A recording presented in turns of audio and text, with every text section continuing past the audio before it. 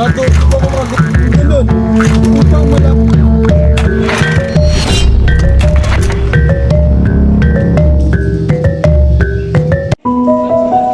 Ang kwento ay tungkol sa isang modernong estudyante na nakakakita ng buhay noong pre-colonial Philippines. Sa pamamagitan ng kanyang panaginip, ipinapakita kung paano namumuhay ang mga sinaunang Pilipino na may sariling pamahalaan, batas, kalakalan at mataas na pagtingin sa kababaihan.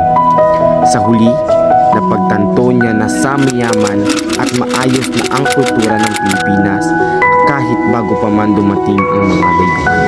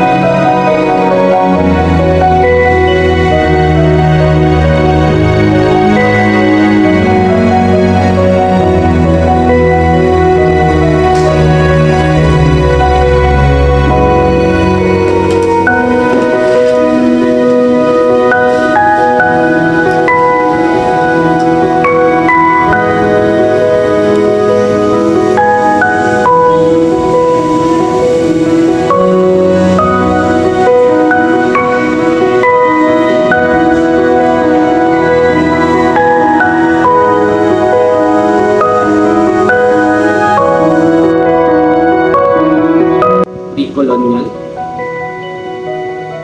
Paano nga ba ang buhay noon? Simple lang kaya sila?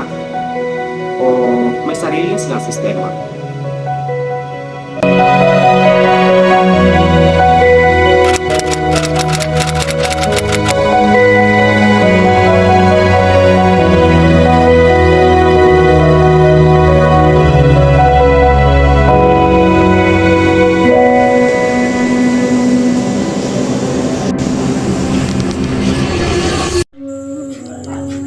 Bago pa dumating ang mga dayuhan, ang Pilipinas ay may sariling kultura, pamahalaan at kalakalan. Nabuhay ang mga sinaunang Pilipino sa ilalim ng mga dato, may sariling batas at aktibong nakikipag-ugnayan sa karatig bansa.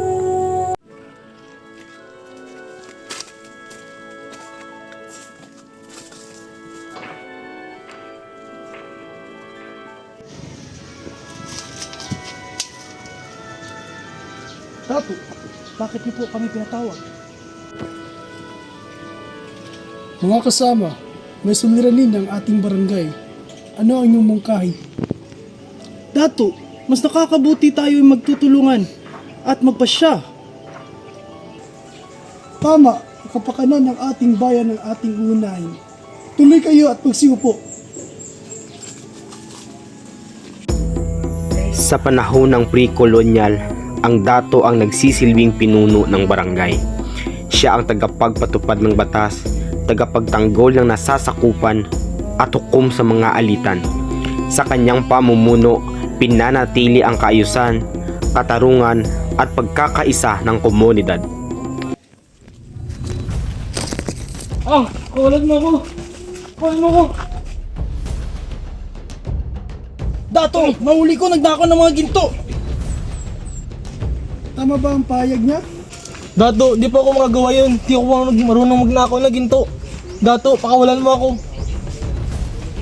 Kung ganun, upang malaman natin ang katotohanan, tayo susunod sa ating kaugalian.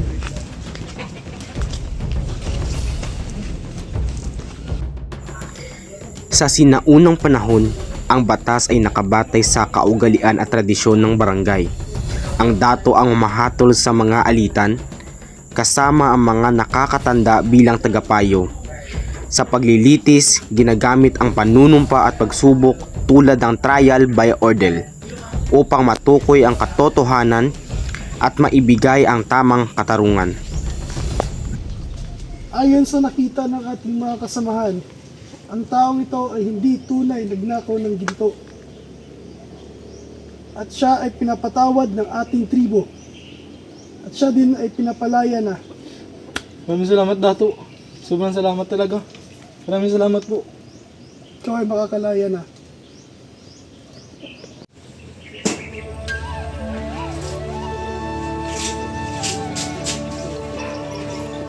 Ipapalit ko ang aking manok sa hawak mo ng niyog. Sang-ayon ako sa iyong kasunduan. Tunay ka ngang makatarungan.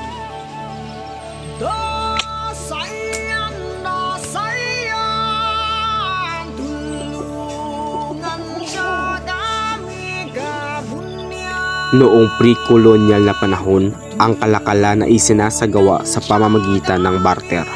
Nagpapalitan ang mga tao ng produkto tulad ng bigas, isda, ginto at tela nang walang paggamit ng pera. Humingi tayo ng basbas sa ating mga anito upang paibigyan ng kaligtasan at ani.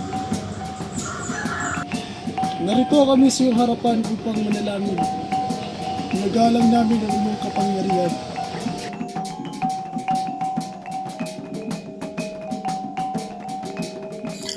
Sa sinaunang panahon, ang babaylan ang pinunong espiritual ng pamayanan. Siya ang nangunguna sa pagdarasal at pag-aalay sa mga anito, mga espiritu ng kalikasan at ninuno. Sa pamamagitan ng ritual, hinihiling nila ang gabay, proteksyon at kasaganaan.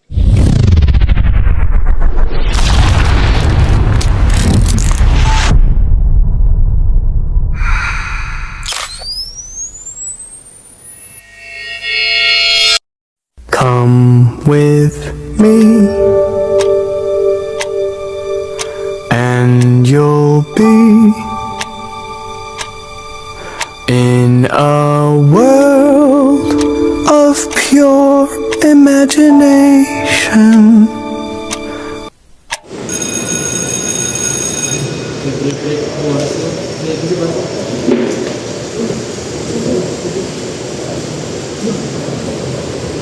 Punta na tayo.